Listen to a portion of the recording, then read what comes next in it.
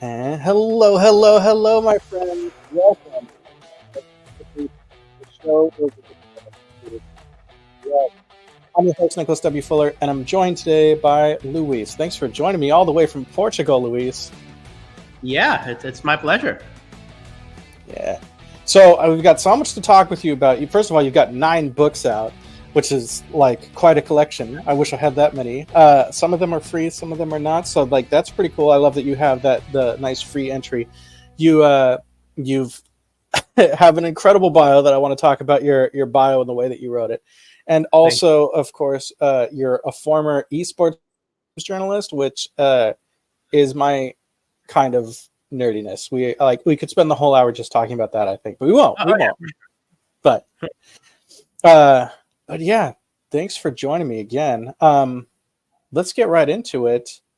Let's start with how you doing? How's Portugal treating you? How's the weather over there across the pond?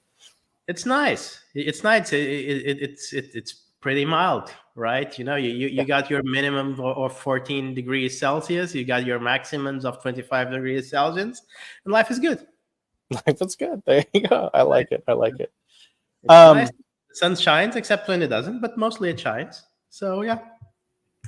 We talked like just a little bit before we started recording about how you lived in some different areas, and if you're watching, I'm telling you, like his bio is interesting, but we'll get into that. Let's start first with your book. So you've got like a couple different series out now, right?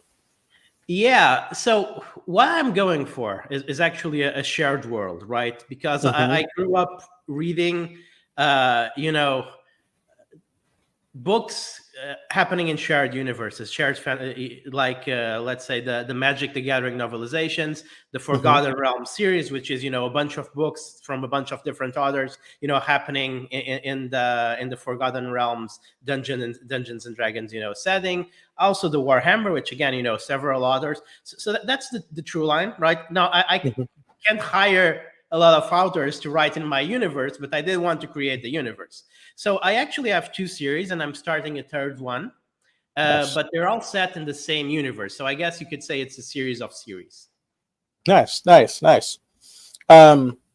So I think the Blades of the Ice is kind of one of your most popular books right now, right? Yeah, well, it's definitely the one that has moved more units because it's been free since it was basically therapy, that book, right? Because I launched I was fresh off my first trilogy. I completed my first trilogy, right? The final book of my third trilogy, I built a bit of an audience, so it actually did nice for me, right? Nice. This might be. I mean, I'm sure that by now your listeners know that it's pretty hard for an author to break into the market, and even people with several books published, still are still in the red. But that one did nice for me. Did nice enough for me to be able to fund a proper launch, right, for the first book on the next series, and then it dropped, and I tried to do everything right, and it was kind of crickets. And I'm like, oh, damn. So I kind of wrote that book, Blades of the Ice, as a bit of a Hail Mary, but also as therapy of like, let me see if I can come up. There are a couple of background stories from these characters that I haven't told, right? Just because some things that were cut from the book, trying to make it a bit more cohesive experience, etc. So let me tell one of those stories and let me see if that kind of reignites, let me give it away for free. It's going to be a novella, right? It did end up being a nice chunky novella, but definitely not a novel. And let me give it away for free, and let me see if that kind of reignites, interest in the first book of the series. And spoiler alert, it didn't completely change my fortunes. All right, that actually happened with the launch of book 3 in the series, which ended up reviving the series and doing very well for me. Nice. I guess 3 is the charm for me. Right. But it did, reignite the spark of interest a little bit, right? Part of the story, as a self-published author, is that you're groping a bit, in the dark. You're never, you can do your best, but you're never quite sure what worked or what didn't, right? Yeah, absolutely. So that's the story of that book.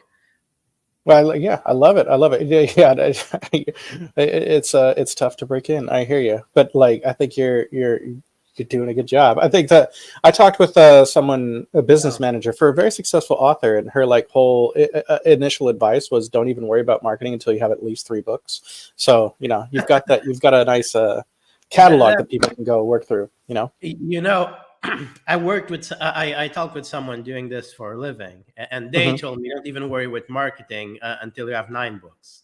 Mm, So, so the reality, is that, but I couldn't do that, right? It it was just against the way I am to have sure. a complete trilogy out there and launch a new book and not do any marketing, right? But I Right. try to, but I try to not spend, what I can't afford to lose. And Yeah. again, I've been doing this for, seriously for about 18 months now, a little less, right? I started just before my kid was born, and yeah, it's I can say that I'm pretty happy with the results after 18 years, right? I'm not. This isn't paying my mortgage, right? But it's a point where I can see that it's sustainable and it's growing. So people seem to be enjoying the books, and that in turn brings the rest. Yep. Yep. Yeah. Morning, Bo.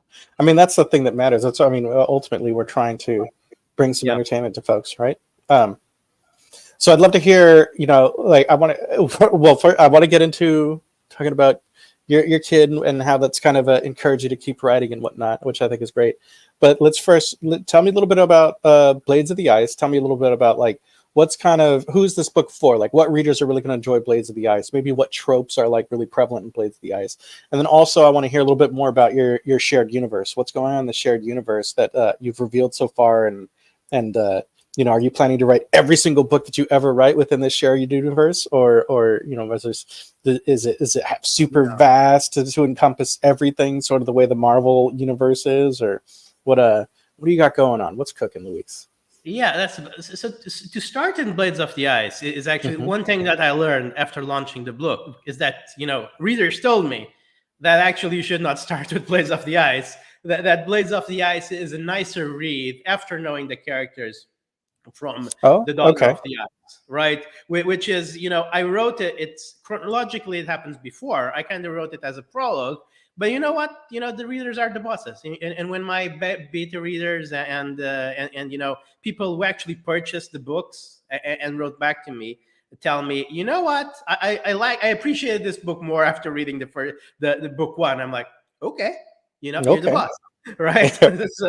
So yeah, but Blades of the Ice, I wanted to explore the characters that were the assassins, right? In the Hmm.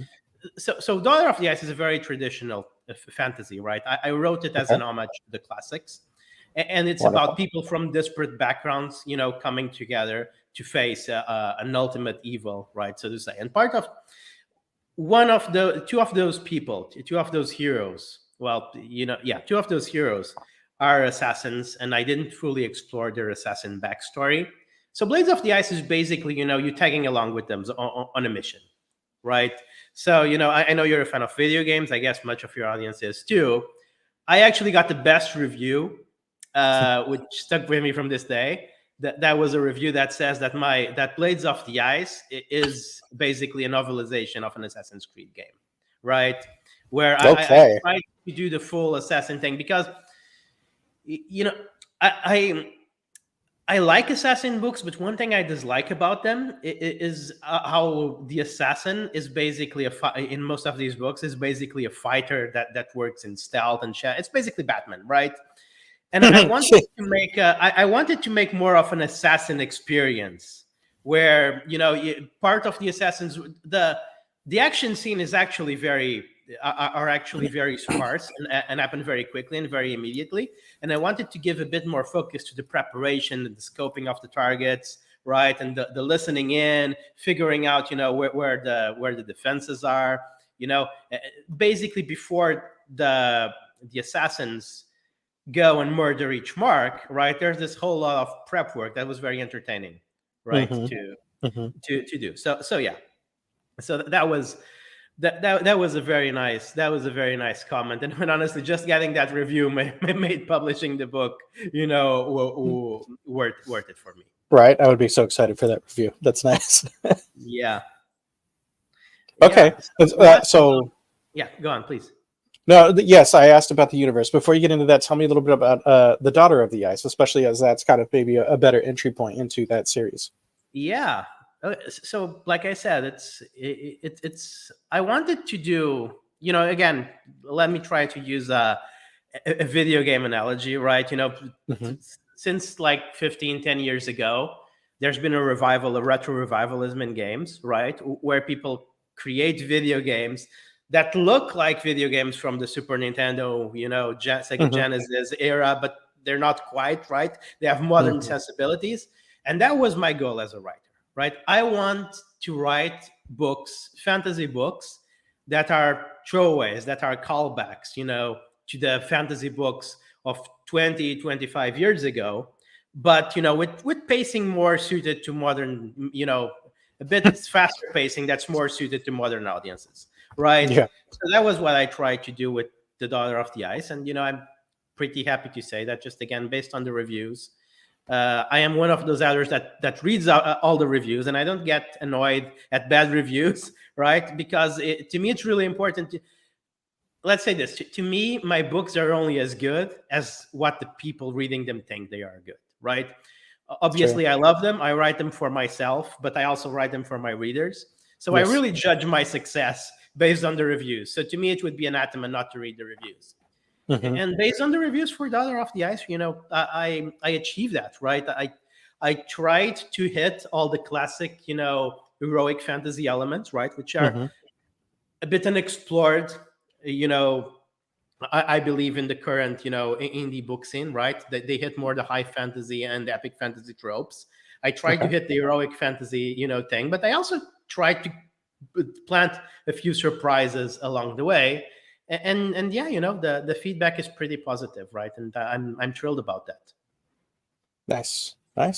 Very good. I guess I should talk a bit about the plot of the book, which again, I don't want to spoil too much. And in keeping with the heroic, fantasy tradition, it's not a super complex plot, right? What happens is that an ancient goddess awakens. Okay. She's not happy with the state of the world, so she begins doing something, about that. And that something isn't going, to go too well for the people that live in that region of the world. So, an old knight, which, also has a sort of a semi-special backstory, right? That's hinted, along the book, but never fully revealed. Starts gathering, a team of mercenaries to go and investigate, and they end up, not only investigated, but actually, needing to face the goddess and her forces full on.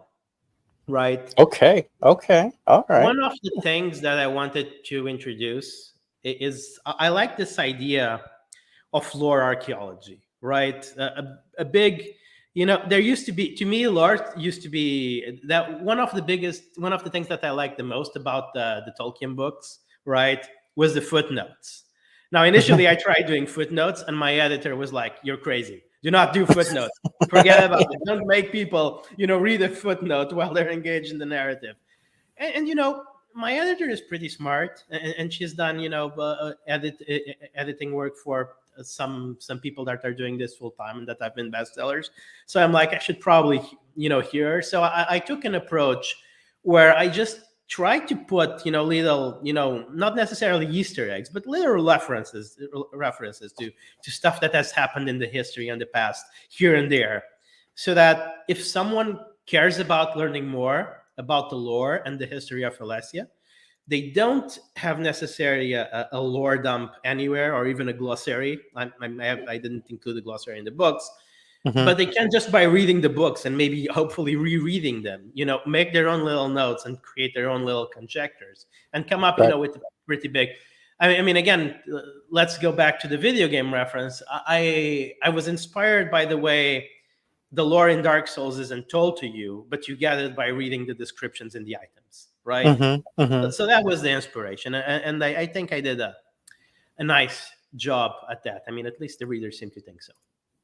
Nice. Yeah, makes me think of the Diablo games too. There's lore there, especially Diablo 3. I still haven't played Diablo 4 yet, but Diablo 3 I played less than a year ago, and there's the lore, but you can kind of just blast right by it if you want to. But if you want to kind of smash every pot and read every scroll, you can actually get like quite a story out of it. Yeah. That was a favorite game actually. I played a lot of that. Right. Yeah. Same.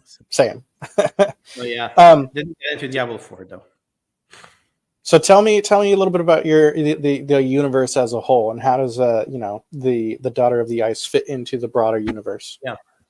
So the Daughter of the Ice actually happens some years before the first trilogy that I launched, right? So the first trilogy is actually books 5, 6, and 7, right? Okay. Well, the Daughter of the Ice, the Daughter of the Ice is books 1 through 6. Taking the Star Wars approach. Yeah. So they weave the story, the meta narrative weaves in and out, and I don't like cliffhangers, and I don't particularly like there being hard entry points into a series. Mm-hmm. So I've tried to write every book in a way that it's not optimal, but you can pick up any one of them and start reading, with possibly the exception of the last book of the third trilogy, because the second book, right? So Mask of the Eternal Moon kind of ends in a big cliffhanger, which I couldn't avoid no matter how much I tried. So book 3 of the first trilogy, book 7 in the whole of Legends of Elysia, it is kind of the one you can't just pick up and read. But all the others, you're going to be missing some things, right? Though I do include a recap at the beginning. But and again, it goes back to my history with the fantasy genre, which was growing up. I grew up in a very small town, right? And it was really hard to get whole series, right? And to get series sequentially. I kind of bought the fantasy books that I could buy, so it was kind of annoying when a series has a very strong continuity to pick a book up, and it like expected me to have read 5 books. So now I can't do 100% the opposite of that, because as you know, people like series and they like bringing information previously. That's how you build a big world. But I try very hard to make sure that every book stands on its own, right? The meta narrative of the Legends of Elysia series is a meta narrative about the trope is magic coming back to the world, right? There was an event that sealed off magic in the world, but magic doesn't stay down.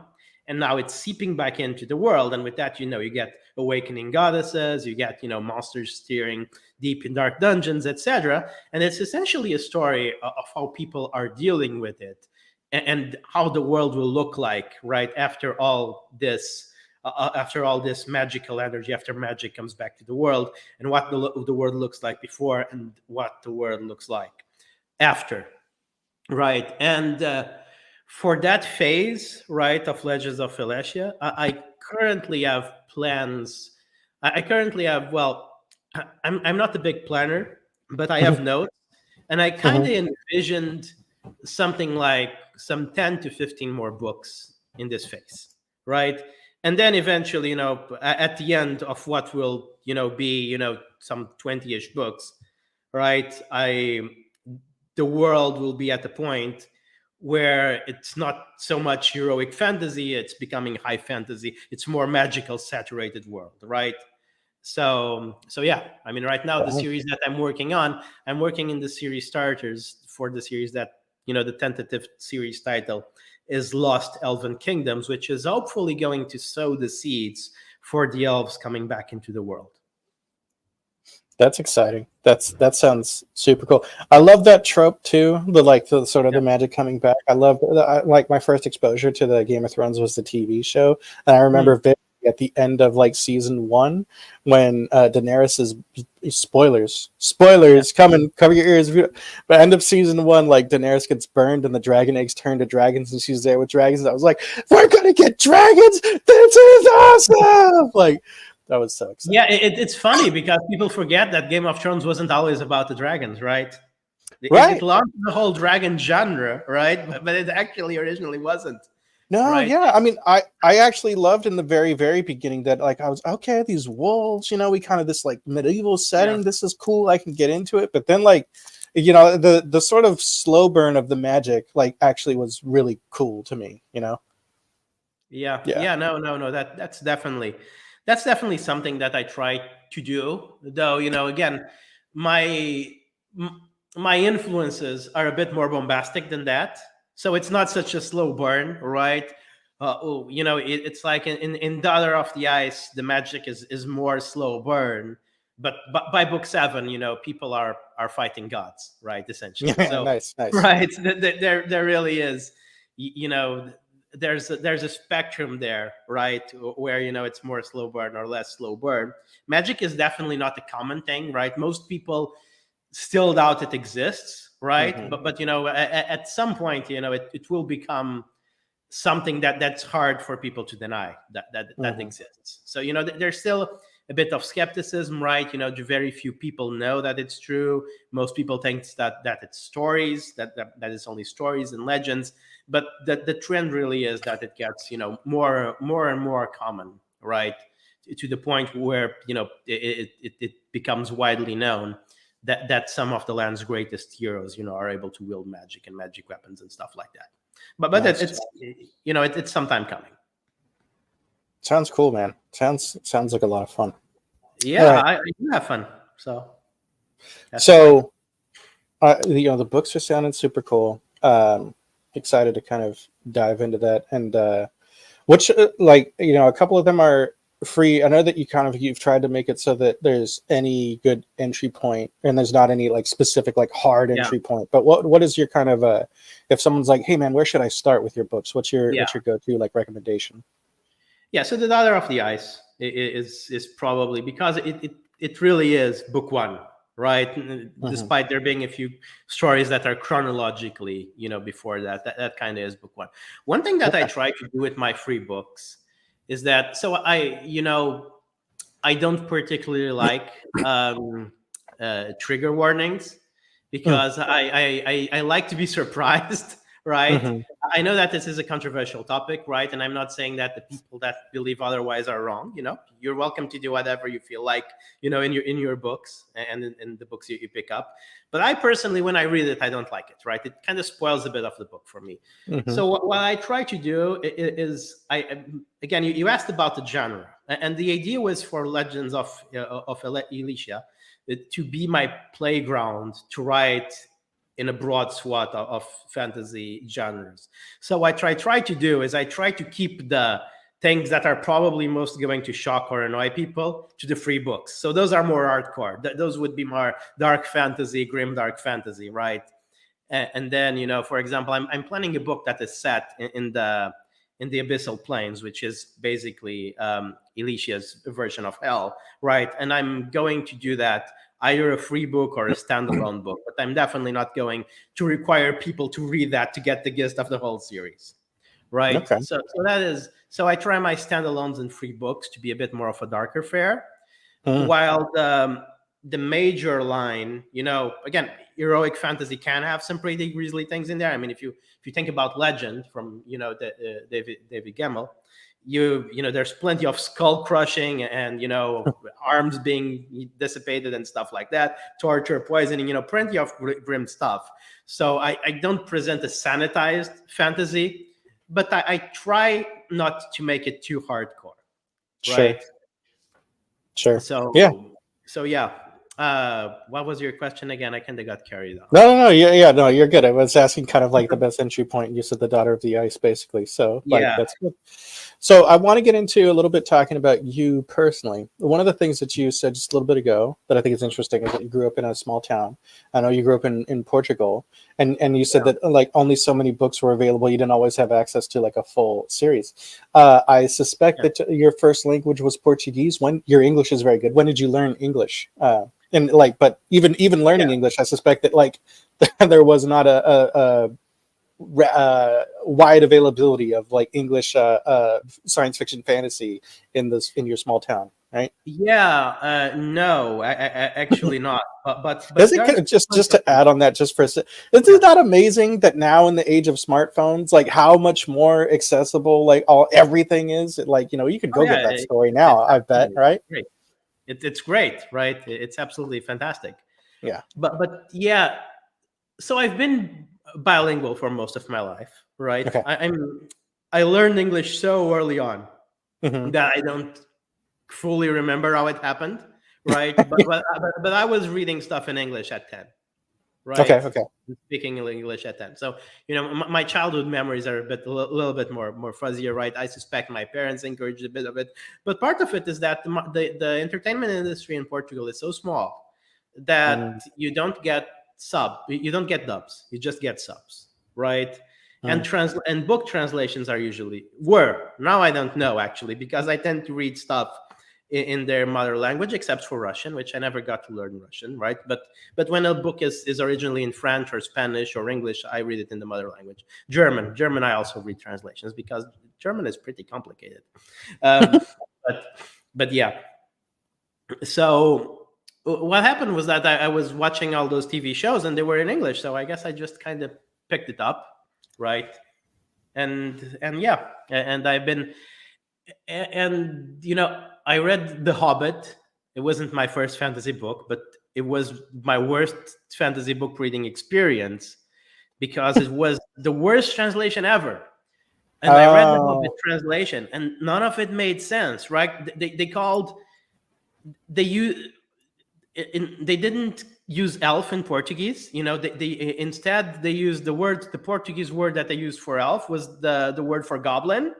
But then the book actually has actual goblins, so they got another word for that, and it was just an incredible mess, right? What a shame. So yeah, my first Tolkien experience was kind of spoiled, and I'm like, this book is a mess. But I eventually got the English version, and that was great. So yeah, that was The Hobbit was the origin of me just being almost completely allergic to translations. Not allergic. Yeah. But for Russian and German, I kind of have to go to the translation, right? Maybe not. So maybe one day I'll learn German. Who knows? So, but as we sit here today, Portuguese, French, Spanish, and English. Yeah. Like, I'm impressed. I never quite like my. Is easy. I can speak, right? Or I will. I mean, I'll speak. As if I'm having a stroke, right? So it's definitely not. It's definitely much easier to read those languages than to speak them, especially when you don't practice, often enough. That's funny. Yeah, my Spanish accent is very good, but my vocabulary is okay, but my understanding of like the grammar is really terrible. So like, yeah, if I speak and I'm trying to like build a sentence, I sound like an idiot 3-year-old, like. Yeah. So. Yeah. Yeah. No, I feel you. But I just don't try to speak. I'm happy with reading. I'm happy with reading, those extra languages. I don't need to speak them too, right? Reading is the important bit. Fair. So I want to, if you don't mind, I'd really like to read your little bio that you have on your Amazon thing that I mentioned, because I love the way that you wrote this, and like, it's just wonderful. I'm just going to read it. Okay. It was just my. Okay, go on. No, please go ahead. No, that was just my way of making a very unremarkable life somewhat remarkable through the power of words. That's it. Right. No, I feel like I did. Like I have a different approach, but I tried to do the same thing with my About Me on my website. but yeah. All right. So my name is Luís, and I'm the black sheep of the family. Born the scion of a household of magistrates and physicians, I was groomed from a young age to meet those expectations. But I threw the chain of office away and became a bard instead. I've since traveled the breadth of my homeland, picking up tales here and there. I've dined with aldermen and drank firewater with vagabonds. I've sung moonlit serenades to hussies and taken the daughters of wealthy merchants to grand balls. I've joined secret orders, learning their lore and passphrases. I've locked arms with tree huggers and danced with them under the moon. But two things sing to my soul like nothing else. One, the roll of the dice, be it on the wood of the tabletop or within the shards of magical glass that are everywhere in our society. 2. The tales of daring, of heroism and valor, of wickedness and deceit, to be found among the dusty tomes of the world's libraries. To contribute to those, I have made my life's work. Stay a while and listen. Yeah. I love it, man. I love it. Like, You're actually again, the like, first person to remark on it, so that's a win for me. Right? no, I think it's so good. But I feel you. Like, it's so hard to True. write, Right? like, in a Everything that's there is true. But obviously, in the good bardish tradition, I make everything look grander than it actually is. yeah, exactly. Same with my about me. Everything there Right. is true. It's just like I gave the most generous version of all the Yeah. stories possible. I'd love to hear just a little bit kind of about, like, if you want to share some of the stories, or like, what does your family think now of you you writing? Have they accepted it, or are you still the terrible black sheep, or what's Yeah. It depends on who you ask, right? yeah. So yeah. But look, I was supposed to be, a doctor like my grandfather, and I actually went through med school. Hmm. And I can't say I didn't enjoy it, because I did enjoy. I ended up becoming a dental surgeon, and that was very enjoyable for a while. But I just kind of got sick of being stuck in a windowless office, right, Mm. for 12 hours a day. The work was fine. The work was lovely, but there was way too much of it, and the setting was poor, right? So yeah, I tried to find a way out into a lifestyle that was more to my agreement, and I kind of miss that. I really enjoyed doing surgery, performing surgery, but at the same time, I kind of love that I can have the quality of life, to hang out with. I mean, I had some colleagues that had kids, and it was like their kids were 6, and they basically, almost didn't know them, right? Yeah. So yeah, I thought that that this profession has some very cool stuff to it, but I'm not Hmm. sure I'm willing to pay the price, at least Right. long term. So yeah, that Right. was obviously a shock for most of the family. Sure. Well, yeah. So are you a full-time writer right now, or do you have a day job as well? Yeah, I do sadly have a day job. I shouldn't say sadly, because it's a pretty cool day job, right? Pretty fun. But yeah, I started doing content writing on the side while I was, doing. I mean, I have a previous background there, right? Since I've been writing since 18, right, on game sites, and doing game journalism, right, and stuff like that. And eventually, when I decided that I wanted to move on from my career as a dental surgeon, I started applying, to write for content. I started building my career as a content writer, and then eventually I was brought on board on a nice, business that needed someone to manage their content writing team. And I did the corporate thing of, going higher and higher up the ladder. And eventually I became the CMO to a medium-sized business. So, Nice. that's completely different from what I started, but it is also nonetheless a very interesting job. There you go. Yeah, yeah. So it went from And definitely healthier, right, than what I was doing before. yeah. Right. At Okay. least I never fell asleep at the wheel while doing this job. Well, that definitely happened a couple of times while coming back from the clinic. Oh man. Wow. Okay. Yeah. Yeah, that's kind of scary. Okay. Yeah. Um. Doctors are underappreciated, man. They burn out a lot. Yeah. Yeah. It's an intense job. I'm Yeah. appreciative for doctors and nurses too. I know that that's not something that I could do. I'm too squeamish for any of it. Wouldn't work. So you mentioned at one point too that you recently had your first child. Congratulations. Thank you. And I believe that your first child was kind of part of the inspiration to get back into the creative writing and the putting the books out, right? Yeah. Yeah. So, I started writing pretty early on, right? My first book came out in Portugal, published by a traditional publisher in 2014. Okay. And the experience was kind of awful, right? Because they gave me that they said, hey, congratulations on publishing your book. now go sell it. And I'm like, okay. So you know, Well, he said, okay, how? Right? I suspect that was the follow-up question, right? yeah, no, they didn't really help me a lot. But so Mhm. basically, you know, I bought that at the nice cheap author's price, right? A trunk full of books, and I went Mhm. around book fairs in Portugal, you know, selling my books, and that was nice. And I actually made a pretty nice chunk of money with that, but it was also exhausting, and I never want to do it again. And I couldn't even do it again now because, you know, after COVID, book fairs were one of the things that never got back, at least in Portugal. I guess in the US and UK it's different.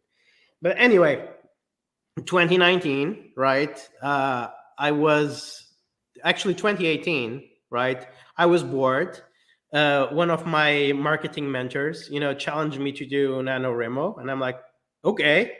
So I started and you know, I had this universe in my mind, so I decided, okay, this is going to become a universe, right? Let's go and create a new story, right, in this universe, and that was what became the book that became a Silvery Moon. And that was my first book written from scratch in English. And it Okay. currently sits in the Elysia continuity. It sits as book 5. Mhm. And yeah, that was pretty fun. And I launched it, and it was like crickets. And I'm like, what do you mean I'm not a millionaire, right? I launched the book in English. This is supposed to be a huge market, right? I made good money from my Portuguese book. Why are people not buying this, right? And then I kind of started studying book marketing and learning how to sell your books and etc. But look, you know, I was having a semi-comfortable lifestyle at that point, right? You know, I was working on my career. I was playing a lot of video games, having fun, right? And I'm like, yeah, you know, this is a bit too much work. Let me just, you know, enjoy the fruits of my labor and have fun and you know, do this thing. I actually was going through not a divorce because I was never married, but I did live for several years with someone, and we broke that off. So you know, I was back in the singles market, and I needed to focus on other things, right? So eventually, you know, but come 2022, right? My wife, that time I married, right? You know, she got pregnant. Well, she didn't get pregnant alone. I had a hand in that. But I like to think I contributed somewhat, right? But yeah, and I'm like, you know, I'm going to be a dad, and you know, I had this dream of becoming an author and of, you know, becoming a full-time author and of living, you know, from my books. And if I'm just, you know, slacking around and playing video games, why am I going to tell my son, you know, when he's older and he asks, you know, what happened, and he sees, you know, those 2 books in the shelf, and he asks what happened to my dreams, and I'm like, yeah, I guess I just, you know, decided to quit. Right? Yeah. Oh, playing video games was so much easier than writing more books, so I just did Exactly. that. Right? Exactly. So you know, I went back to, you know, what I had studied about marketing in the interviewing years, also to what I had learned from my job. I put, you know, this was before the kid was born. I started working hard on a sequel because I didn't want, you know, to start a new series from scratch.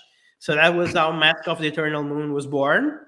It launched as book 2 3 years after book 1. It's not Okay. optimal, but you know, I could make it work somehow, right? You know, it was like 16 people bought it or whatever, right? You know, fine. Got some nice reviews, so There that you was go. cool. There you go. And yeah, then you know, 4 months later, you know, I published book 3, A Sundered Moon. And you know, that book didn't quite pay for itself because I do have a good editor, and you know, as you know, good editors are expensive, and books, you know, especially for relatively unknown authors, don't make that much money.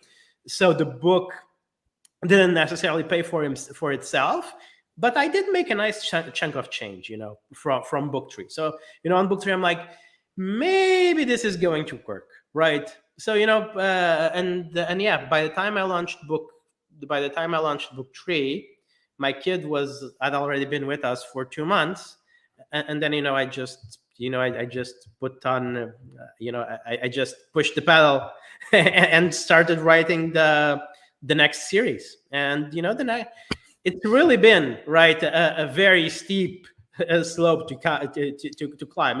It's a bit masochistic to do this. I won't lie, but at the same time, it's really rewarding to see progress, right? Yeah. And you had that feeling. It takes a long time. It took me right. It took me like 200 book reviews to get the feeling that people weren't lying to my face just to be nice, and the books were actually good, right? That was what it took. The first 100 reviews, I'm like, Yeah, they don't really mean it. Yeah. That's just mom on a bunch of old accounts. Yeah, and it's my ARC team. At least 20 of those are from my ARC team and whatever, and they're trying to be nice. But by the time the first book in the second series, it was hitting 50, 60 reviews. I'm like, okay, I guess I write good books. That's because that's I always enjoy them, right? Mm-hmm. I always, the reason I publish is because when I'm editing, when I'm revising, when I'm reading the book for the fourth time, I'm still having fun. And I'm like, if I read this thing 4 times and I'm still having fun, either I'm incredibly narcissistic, which is a possibility, right? Or there really is something good and fun in this. Yeah. Right? Maybe there's something there. That's super cool. Well, yeah, that's, you're doing the thing. So, and I'm amazed too that you're doing so much. You're being so productive while your son is so young. Like my daughter kind of got me. My daughter is about to turn 3 next month, and she sort of really got me back into the book world too. Because my daughter, when she was about like the 2-month-old and whatever, she demanded that like she be held to fall asleep. And I was like, can't really play like Clash of Clans very well on my phone with just my thumb, but if I have my Kindle, then I can read and I can just swipe. And so that kind of got me back, like really back into reading more. And then reading got me into wanting to write more. So that was, it's been a wonderful journey. Well, I've definitely written some parts of the book, so holding my kid, right? That's look, you do what you have to do, right? You make do with what we have. Right? You've done that on your phone, I guess, or holding your kid and like pecking. Scrivener to write my books. I use Scrivener to write my books, and Scrivener doesn't have the best phone app, but it works, right? Wow. So yeah, it's sometimes you're. Look, I prefer to write on my computer, on my keyboard. Yeah. But the reality is that sometimes you have to hit that word count for the day, but you're just so busted that the best I can do, is lean on the couch and just slide my thumb through the keyboard. Yeah. And whatever, maybe I'll spend a little more time on editing to make sure it's up to par, with the things that I write fully focused. But what matters at the end, if I have to do an extra revision, what matters is that the book is done. Yeah. Oh man, that the best like sort of writing like advice / encouragement I think that I've heard and like internalized was I think Neil Gaiman said the first draft is for yourself. It's just telling yourself the story, and like kind of then I gave myself permission to make the first draft bad, but just kind of have it and be able to work on it. Game changer, What is your daily word count goal? So it's a dynamic, right? I usually set the deadline. I try to aim to have the first draft done in 2 months, right? Okay. I plan for a word count. I don't like massive books. There are a few exceptions. There are some authors that like that write massive books that I like so much that I'm like, I suppose I can read a 700-page book. But in general, right, my favorite books are 250 to 350 pages. So that's what I aim, right? Yeah. So for epic fantasy, again, my fantasy, I like to say that it's heroic fantasy, not fancy epic. But that's, for example, Legend, which is you've probably noticed, I've referenced it a couple of times. It's one of my favorite books ever, right? It's something like 300 pages. And I really like that count. I feel that it's enough to tell a good story. So that's usually something around like 100,000 words. And what I do is I just let Scrivener divide that into daily goals. And, if one day, it will automate the word. If I do a bit more in one day, it will automatically update the word count so that the next day I don't have to write so much, and vice versa. So I kind of, sometimes, it gets out of hand, right? I get sick for a week because of the kid, because of daycare. And it just like overflows, and I'm like, and Scrivener is telling me that I need to write 3,000 words a day for the next month, and I'm like, okay, I declare first draft bankruptcy, and I will just add another week to the deadline, and then it will be more manageable again. Yes. Yeah. First draft bankruptcy. I like that. Look, on a good day, I can get 2,000 word done. On a bad day, I'll do 800. Sure. Right. That's good. Do you just, all right, I want to get into talking about games and esports and stuff, but real quick, do you write like 7 days a week, or do you write, how many days a week do you write? I try to write, again, I cheat a lot, right? But in general, I try to write 7 days a week. Wow. Right. That's, if I'm not feeling it on a Sunday, right, I tend to take a day off. Then you don't make yourself do it, but the reality is that what I found for myself is that when I miss a day, it gets a lot more easier to miss the other day, and I'll just make back. I'll just be super productive on Tuesday and make it back. But no, that never works. Right? Yeah. No, I feel like similar, not so much that, like, I mean, I like still kind of have the enthusiasm to do the writing, but it just feels like a more difficult task. Like, after the more time you take away from the writing, just picking it back up, even if you're excited to go do it, it feels harder, and it's annoying. But well, look, what I found is that it goes in waves, right? This used to be very discouraging, all right, but after 9 books, that's the advantage of 9 books, right? Though some are quite short, like I say 9 books, but 3 of them are novellas, so it's not like they're huge fantasy epic still right? Yeah, but after those, I've come to understand that at some points everything is going to suck. Right. At some points, you're going to be 50% on the book in, and you're like, what am I doing? This book is terrible. It's boring. It's meandering. What am I doing here? Right. And if you're on your first or second book, that's really discouraging. Right. But when you're on your 9th book, no, this will, eventually I'll get to a point where it's going to start to feel exciting again, and then it's boring again and exciting again. But it's in the end, it's worked out 9 times already, so I'm pretty sure that I can make this one work out too. I've got enough reviews now that I'm pretty sure some people are actually liking it. Yeah. Exactly. That's funny. That's good. All right. Again, I just feel like picking your brain on process for a little bit more. What is like your editing process like? Because that is like, I feel like I've got a handle on like drafting now, but I still feel like editing is like, and I also feel, to me, and perhaps you disagree, but I feel like there's a lot of advice out there on drafting, and a lot of great advice, but a lot less of like really sort of concrete, like, actionable steps for editing than drafting. I actually like that, because I hate writing advice, right? I think most writing advice is a pile of poo, and the only thing your book needs to be, right? Because if you look at bestsellers, and they're like full of adverbs, right, and fragmented sentences and etc. And the reason books are bestsellers, believe it or not, right, is I work in marketing. You cannot throw enough marketing money at the best book. It won't work. It won't stick. Right? People need to enjoy a book that sometimes and by the way, my worst reviews, right, which, again, I'm glad that they're not too bad. I don't think I've ever had a horrible review. I'm sure someone listening to this will eventually go and just 1-star one of my books just out of But the roughest reviews that I've had, that thankfully I've usually been 3 stars, are usually from other authors. And I think that us authors tend to be a bit too hung up on writing this way and that, and on writing rules. But in the reality, when you get to the readers, to the people that we're working for, right? Yes. The only true writing advice is that your book can't be boring, right? That's it.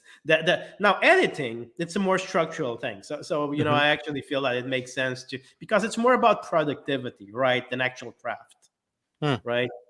So yeah, look, I have editing to me comes easier because as was established, extreme narcissism. So I love reading my books, right? I actually enjoy reading my books more than I enjoy writing them, right? So I just read them a ton. So I use a software that was pitched to me by Joanna Penn, which is Pro Writing Aid, right? And I use it for first pass, right? I go through every scene on Pro Writing Aid and get its report so that it will tell me if I'm doing common writing no-nos, which again I take with a pinch of salt because, as I previously stated, the most important thing is for it not to be boring. But I go through the book once there, right? And then I go back to Scrivener and I go through the book a second time, reading it out loud, right? So now that I've done 2 revisions, one aided by software and another one, reading out line, I'm confident enough to send it to my editor, right? And then my editor sends it back, with our comments and annotations. And then, I do my 3rd revision, considering that. And, again, I tend to defer to my editor because I took me a long time to choose an editor, and I found someone that I specifically wanted, someone that had worked with authors that were doing this for a living, right? So yeah, I did that, and I really trust her intuitions. So I'd say that I accept like 80% of her suggestions, and then we fight over the last 20%, and I accept and I give her, I concede to her 15% of that, but 5% of the times I get my way, right?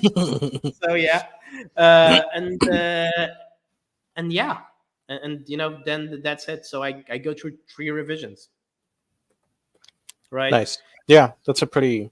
I like the process and like the way you've structured it. That makes sense. Yeah, so I'm not. I usually try to make it, even if I have to go back every now and then, stop what I'm writing and go back and add a detail or something else to previous chapters. I like the first draft to be pretty much the complete structured story, and then I only have to worry about polishing, right? I have to say, I hate it when, and this sounds very petty, right? But I hate it when people die before finishing a series, right?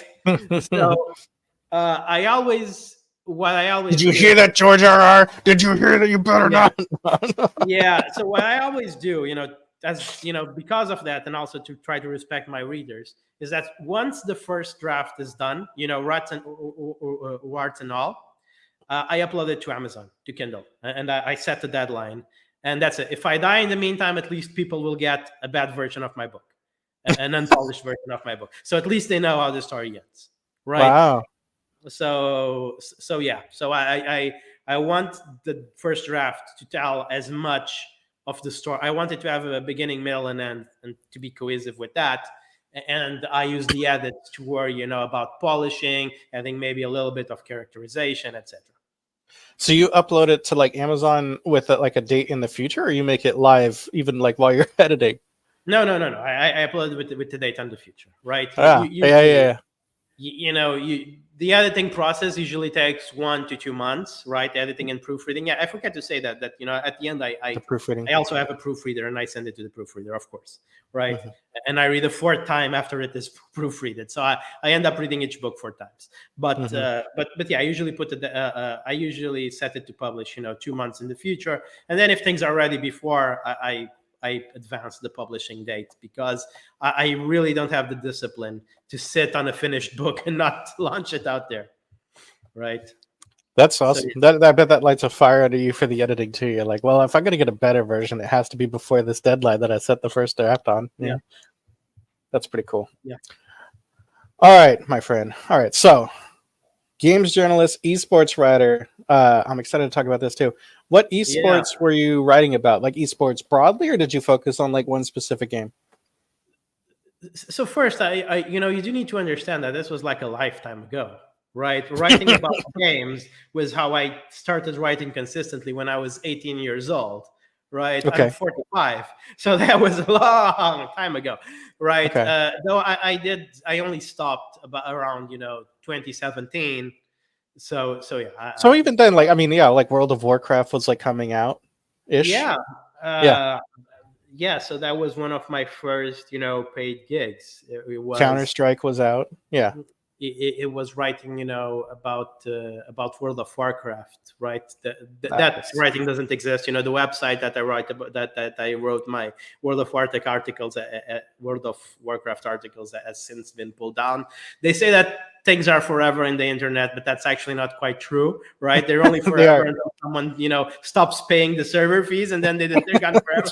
They're gone, right? That's true. So yeah. But my big esports thing was Hearthstone, right? I wrote for hearthstoneplayers.com. Again, it's now defunct.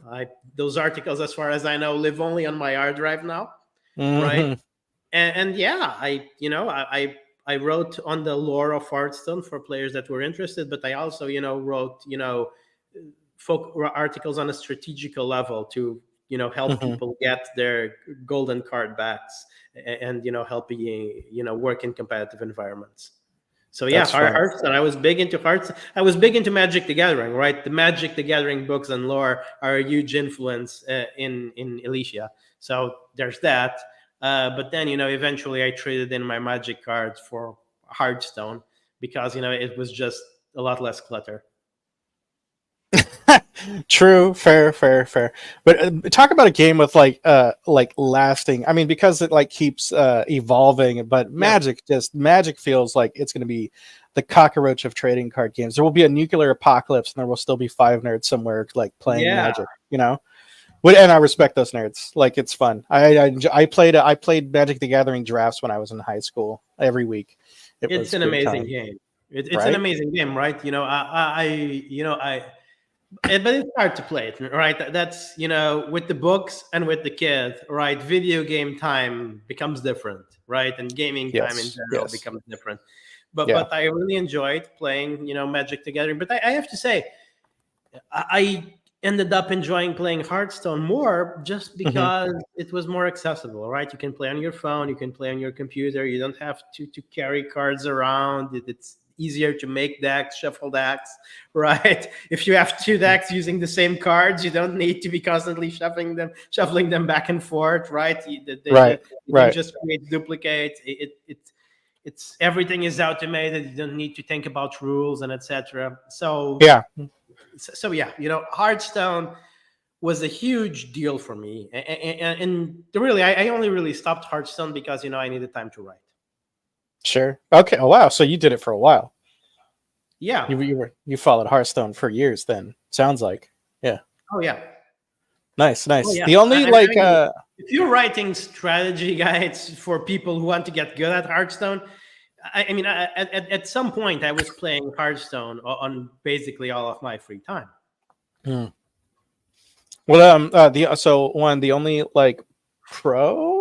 I think he's or was, but he would stream Hearthstone a lot. But Kriparian, I would watch him play, and I was like, man, that dude knows the game. That dude, it's crazy seeing. If you pay attention, right, some games you can learn real life skills from, right, and like no worries, just keep going.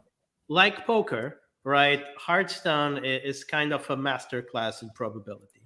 So you can learn how to judge and manage risk pretty darn well if you get into hardcore Hearthstone. And again, if you watch Kriparian carefully, right, you will see that from the beginning of the game, right, every move is a calculated move, right? It doesn't necessarily do. When he does something that you don't understand, right, it's not because he was distracted or something like that. It's because you didn't get the match right, right? Because sometimes, on card games like Hearthstone and poker, the fact that you lose doesn't mean that you made the right play. This is a very important concept in life, in almost everything. Again, in book marketing and writing and etc. Right? Yeah. At many You can points, make every right move, but if you don't have the right sort of, you don't. There are elements that are outside of your control. At some point, it's luck, right? Right. That's another element. You were talking about tropes before that is attractive to me about heroic fantasy, right? Is that in heroic fantasy, the hand of fate plays a part, right? As it does in swords and sorcery, but to a lesser extent, right? At the end of the day, when let me go back to Legend, right? The guy has the magical sword, the magical armor, right? His allies are holding the last wall in the war, right? And they're doing their best. They've survived longer than anyone could possibly, expect them to. Their adversaries respect them and they're amazed.